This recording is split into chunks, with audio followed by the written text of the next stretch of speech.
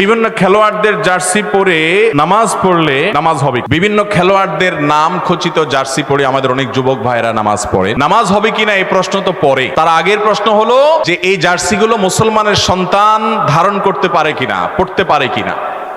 আচ্ছা, আপনার বাবাকে বা আপনার মাকে গালমন্দ করে কিংবা আপনার মায়ের সতীত্ব নিয়ে প্রশ্ন করে, এরকম কোন লোক যদি থাকে যে আপনার জন্ম নিয়ে বাজে কথা বলে, এই লোকটা যত ভালো পারফরমেন্স দেখাক যে কোনো সেক্টরে, তার সাথে কখনো আপনার হৃদ্যতা, তার সাথে কখনো আপনার সম্প্রীতি, তার ভক্ত হওয়া, তার ভালোবাসা, এটা কোনোদিনই সম্ভব হবে না। তিনি হয়তো স্বাধীন নাগরিক হিসাবে, স্বাধীন মানুষ হিসাবে তিনি তার মতো চলাফেরা করবেন, আপনি আপনার মতো করবেন। আপনি হয়তো নিজে তার উপর কোনো প্রকার জুলুম বিচার করতে যাবেন না, আইন হাতে তুলে নিতে যাবেন না, বা দায়িত্ব আপনি নিজের কাঁধে তুলে নিয়ে কোনো কিছু করতে যাবেন না। সে যদি অপরাধী হয় আপনার চোখে, সে যদি ভুল পথে থাকে, আপনি সেটাকে অ্যাপ্রিসিয়েট করতে পারেন না। আজ আমরা গোলালো মুসলমান হয়ে গেছি ভাই। এই কথাগুলো হজম করার মতো ইমানের শক্তিও আমাদের নাই। মহাব্বত এবং ভালোবাসা, বিদ্বেষ হবে শুধু আল্লাহর জন্য। আপনি যদি অতি উদার হন এবং অতি উদার হয়ে আল্লাহর সঙ্গে কুফরি করে নিজেদের শরীরে এমন সব ট্যাটু অঙ্কন করে রেখেছে যেই ট্যাটুগুলো সরাসরি মুসলমানদের বিরুদ্ধে শত্রুতার স্বাক্ষর রাখে, প্রমাণ রাখে, এইরকম লোক, অথবা এই ট্যাটু আঁকা না থাকুক, এই মানুষগুলোকে আপনি পরম ভালোবাসা মায়া দিয়ে তাদের ভক্তি প্রকাশ করে তাদের জার্সি গায়ে পড়ছেন। আপনি যদি নিজেকে মুসলিম দাবি করে থাকেন, আল্লাহর জন্য আল্লাহর কাছে নিজেকে সমর্পণ করে থাকেন, আনুগত্যের মুহাম্মদ সাল্লাল্লাহু আলাইহি সাল্লামের উম্মত দাবি করে থাকেন, এটা কখনো আপনার জন্য শোভনীয় হতে পারে। আপনার ভালোবাসা বিদ্বেষ হবে কার খাতিরে? আল্লাহর খাতিরে। অতএব যে ব্যক্তি আপনার আল্লাহর প্রতি ঈমান আনে না, সে যত ভালো খেলুক, যত ভালো পারফরমেন্স করুক, একজন মুসলমানের কাছে সে কখনো প্রিয় হতে পারে। এগুলো আজকাল আমাদের ভেতর থেকে হারিয়ে গেছে ভাইরা আমার। একটা কথা ফেসবুকে খুব জোরে সোরে উঠছে যে ভাই, শীতের মৌসুম চলছে, একটা জার্সি না কিনে, কোনো খেলোয়াড়ের নাম ঘোষিত জার্সি না কিনে একটা গরিব বাচ্চাকে শীতের এক জোড়া মোজা কিনে দেন, এটা আপনার জন্য সার্থকতা হবে। ওই জার্সি পরে যে স্বাদ তো পাচ্ছেন, আপনি ভালোবাসেন একটা লোককে, তার জার্সি পরছেন, এই ভালোবাসার কারণে যে তৃপ্তি পাচ্ছেন, আমি আল্লাহর শপথ করে বলছি, একটা গরিব ফ্যামিলি বস্তিতে আপনার আশেপাশে কোনো বাচ্চা শীতের মধ্যে হাঁটছে, পায়ে মোজা নাই, এক জোড়া মোজা কিনে নিয়ে পরে পরায় দেন, ওর মা বাবার কাছে দিয়ে দেন, আল্লাহর কসম আপনার তৃপ্তি, আপনার ভালো লাগাটা ওই জার্সি পরার চাইতে অনেক বেশি হবে। এসব কথা বললে আজকাল অনেকে বলে, তাহলে আপনারা এই মাইকে ওয়াজ বন্ধ করে খালি গলায় করেন, এই টাকাটা মানুষকে দান করেন। আপনারা লাইট দুইটা বন্ধ করে একটা দিয়ে টিম আলোর মধ্যে কথা বলেন। আপনি ভালো খানা খায়েন না, মাছ বাদ দিয়ে আপনি সবজি দিয়ে খান, খেয়ে দান করেন। ভাই, নিজের জন্য খরচ করা প্রয়োজন অনুযায়ী শরীয়তে জায়েজ না জায়েজ? আমার শরীরের জন্য, আমার চোখের জন্য যা দরকার সেটা আমি খরচ করতে পারি, আল্লাহ তাআলা সে অনুমতি দিয়েছেন এবং এটা যৌক্তিক। কিন্তু ভিনদেশী মানুষের পতাকা দিয়ে আমার দেশ ছেয়ে যাবে, যে দেশে এখনো শীতে, কনকনে শীতে, শহরে, গ্রামে, রাস্তার আশেপাশে, ফুটপাতে মানুষ শুয়ে থাকে, এটা কোনো বিবেকবান সমাজে হতে পারে? বাড়ির পুরো কালার পছন্দের দলের পতাকা দিয়ে উনি রং করেছেন, অথচ এই সমাজে বহু মানুষ একটুখানি মাথা গোজার ঠাঁইয়ের অভাবে ফুটপাতে শুয়ে কনকনে শীতের মধ্যে কাঁপছে। ঠিক না বেঠিক? আপনি আপনার দেশের জন্য, আপনি আপনার সমাজের জন্য, আপনার নিজের জন্য কিছু করতেন, তাও ভালো কথা। কোথাকার কোন কাফের মুশরিকের জন্য, কোথাকার কোন ভিনদেশী মানুষের জন্য আপনার এই মায়া মমতা, নিজের আশেপাশে অনেক কষ্টে থাকা মানুষ, তাদেরকে উপেক্ষা করে, আর তাদেরকে উপেক্ষা করেন বা না করেন, আপনি নিজের জন্য কিছু অন্তত করেন। এই অর্থহীন খরচকে কোনো অবস্থাতে সমর্থন করা যায়? দুঃখজনক যে আমাদের মিডিয়াগুলো এটাকে খুব অ্যাপ্রিসিয়েট করে, এটাকে ইতিবাচকভাবে প্রকাশ করে, অমুকে তার ঘরকে অমুক দলের পতাকা দিয়ে সাজিয়েছে। ভাইরা আমার, এটা কখনো কোনো বিবেকবান মানুষের কাজ হতে পারে? আপনি শৌখিনতা করেন শরিয়ার গণ্ডির মধ্যে থেকে, অপব্যয় করেন না।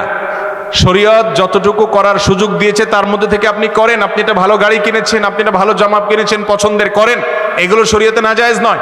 কিন্তু এই অর্থহীন কাজ, যেটা আপনার নিজের কোনো উপকার আসে না, নিছকই আল্লাহর প্রতি বিদ্রোহকারী, আল্লাহর প্রতি অস্বীকৃতি জানানো মানুষগুলোকে আপনি অ্যাপ্রিসিয়েট করছেন, তাদেরকে ভালোবাসা প্রকাশ করছেন, এটা আপনার ইমানের সঙ্গে সঙ্গতিপূর্ণ নয়। মনে রাখবেন, আল মারউ মা মান আহাব, কিয়ামতের ময়দানে মানুষ দুনিয়াতে যাকে ভালোবাসবে তার সাথে উঠবে। আপনি যে খেলোয়াড়ের সাথে কিয়ামতের ময়দানে উঠতে চান, তার জার্সি কেন, তার আরো কিছু থাকলে সেটাও পড়েন।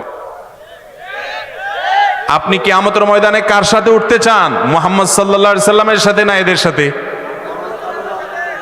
তো মুহাম্মদ সাল্লাল্লাহু আলাইহি সাল্লামের কয়জন সাহাবীর নামে নিজের ছেলের নামকরণ করেছেন? কয়জন সাহাবীর নামে নিজের পরিবারের সদস্যদের নাম করেছেন? কয়জন সাহাবীর নাম, ইতিহাস, তাদের বিষয়ে জানেন? তাদের জীবন আদর্শ শিখেছেন? আপনি খেলোয়াড়দের আদ্যপান্ত জানেন, সবকিছু জানেন। জীবনে যতবার তাদেরকে দেখেছেন ততবার কোরআন খুলেছেন কিনা সন্দেহ। কিয়ামতের ময়দানে এদের সাথে যদি আপনার হাসর হয়, এদের সাথে যদি আপনি উঠেন, তাহলে পরিস্থিতি কি হবে যে আল্লাহর প্রতি ঈমান আনয়ন করে না। আল্লাহ তাআলা আমাদেরকে বুঝার তৌফিক দান করুন। ভাইরা আমার, এই জন্য একজন আলিম লিখেছেন, খেলার নামে চলছে এ কোন খেলা? এটা খেলা নয়। ভাইরা আমার, এই সমস্ত বিশ্ব মোড়লদের বাণিজ্যের কাঁচামাল হলো আপনার আমার আবেগ। আমাদের আবেগ হলো তাদের বাণিজ্যের কাঁচামাল। দিন শেষে তাদের মিলিয়ন বিলিয়ন ট্রিলিয়ন বিজনেস হবে। খেলোয়াড় জিতলেও টাকা পাবে, হারলেও টাকা পাবে। আপনি জিতার পরে চিল্লা উঠলেন, কিছুই পান নাই, কাইন্দা দিলেন, তাও আপনার আসলে কোনো ক্ষতি হয় নাই। কাইন্দা নিজে কষ্ট পাইছেন, খেলোয়াড় ঠিকই কিছু না কিছু পয়সা পাইছে। স্পন্সর করা কোম্পানিগুলোর বিজনেস হয়েছে এবং সবার বিজনেস হয়েছে। এটারে বলে কলুর বলদ। এটারে বলে কি ভাই? কলুর বলদের গল্প শুনছেন আপনারা? কলু হলো এক ব্যক্তির নাম, তার একটা বলদ আছে। এই বলদ এটারে দিয়া ঘানি টানে, ঘানি। তো ঘানি টানানোর জন্য ওর চোখ বেঁধে ফেলে ওকে তাড়া দিলে ও মনে করে যে আমি এই গোয়ালঘর থেকে বের হয়ে মুক্ত ময়দানে গিয়ে স্বাধীন হয়ে যাচ্ছি আমি বোধহয়। এই জন্য সে দৌড়াইতে থাকে। ওই স্বপ্ন দেখে সে দৌড়াইতে থাকে, আর যে কলু বলদের মালিক সে তারে পিটাইতে থাকে আর হইট করে। সে মনে করে আমি যাচ্ছি, কত মাইল যেন চলে গেছে। এই ফাঁকে তারে দিয়া তাড়ায়া কলু কি করে, ওই যে ঘানিতে যে আপনার সরিষাগুলো দিছে, সরিষা থেকে তেল হচ্ছে, ফোটায় ফোটায় তেল পড়তেছে আর তার পয়সা হচ্ছে। এই বলদের কাজ করানো শেষ, ঘানির সকল সরিষা ভাঙা শেষ। দিন শেষে দেখা যায় অনেকগুলো তেল হয়, বিক্রি করে কলমিয়া পয়সা পকেটে নিয়ে হাসতে হাসতে বাড়ি চলে যায়। আর বলদের চোখটা খুলে দিলে বলদ দেখে, কই যে জায়গায় ছিলাম ওখানে তো দাঁড়ায় আছে। তাহলে ঘানি টানলো বলদে, আর সরিষা বেচে টাকা পাইছে কে? কলু। যারা মোবাইলে গেমস খেলেন, হ্যাঁ আজকাল অনেক গেমস বাইরে হয়েছে না, আপনি খেলতেছেন, ওই অ্যাপ আলা বসে টাকা পাচ্ছে। আপনি এঙ্গেজ হচ্ছেন, সে টাকা পাচ্ছে।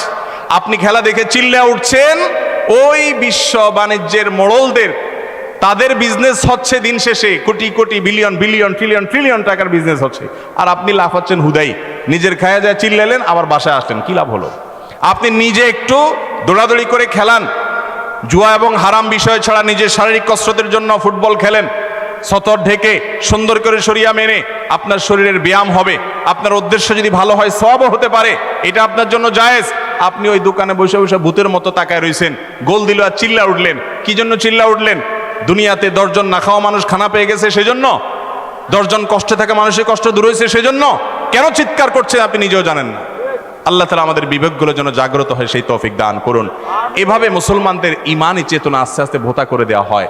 ইমানি চেতনা হারিয়ে যা ভাইরা আমার, ভেদাভেদ আমাদের হিতাহিত জ্ঞান আর থাকে না। আল্লাহ আমাদেরকে বুঝার তৌফিক দান করুন। কিয়ামতের আগে ভাই অনেক ফিতনা আসবে দুনিয়াতে। ফিতনার কি দেখেছি আমরা? আমাদের সন্তানরা, পরের জেনারেশন আরো ভয়াবহ ফিতনার মুখোমুখি হবে। এইসব কথা এখন আর চলে না মার্কেটে। আমি যে কথাগুলো বলছি, এই কথাগুলো আমাদের যুবকদের কাছে অপ্রিয়। বলে কে মৌলবী, খেলা দেখবো, বিনোদন করবো, সেখানেও ফতোয়াবাজি। মুসলমানের জীবনে আল্লাহর নির্দেশের বাইরে কোনো কিছুই যেতে পারে। আপনি মুসলিম মানে নিজেকে পরিপূর্ণ সমর্পণ করেছেন, অতএব এর বাইরে কিছুই যাবে না। আল্লাহ আমাদের সবাইকে আল্লাহর আনুগত্য পরিপূর্ণভাবে করার তৌফিক দান করুন। সফল ইমানদারদের বৈশিষ্ট্য আল্লাহ তাআলা বলতে গিয়ে 18 নম্বর পারার প্রথম সূরা মুমিনুনের ভিতরে কয়েকটা বৈশিষ্ট্য বলেছেন। এই গুণগুলো যাদের মধ্যে থাকবে, এরা শুধু জান্নাতের মালিক হবে না, আল্লাহ তাআলা দলিল দিয়ে দিচ্ছেন, উলাইকা হুমুল ওয়ারিসুন আল্লাযীনা ইয়ারিসুনাল ফিরদাউসা হুম ফিহা খালিদুন। এই গুণের মানুষগুলো জান্নাতুল ফিরদাউসের মালিক হবে, আল্লাহ দলিল দিচ্ছেন। এবং জান্নাতুল ফিরদাউস তাদের হবে, আল্লাহ জানিয়ে দিচ্ছেন। সেই গুণগুলোর ভিতরে একটা গুণ হলো ওয়াল্লাযীনা হুম আনিল লাগওয়ি মুরিদুন, বেহুদা কাজ থেকে যে বেঁচে থাকে, এই খেলাধুলার পেছনে দৌড়াদৌড়ি করা, ফলো আপ করা, এগুলা সেরকম বেহুদা কাজ। তবে কোন খেলোয়াড়ের নাম খচিত জার্সি পরে নামাজ পড়লে নামাজ হয়ে যাবে, কিন্তু এটা অনুচিত এবং মাকরুহ। আর যদি ছবি থাকে তাহলে সেক্ষেত্রে এটা আরো ডেঞ্জারাস, বাট ফরজ আদায় হয়ে যাবে কোনো মতে। আল্লাহ আমাদের বুঝার তৌফিক দান করুন।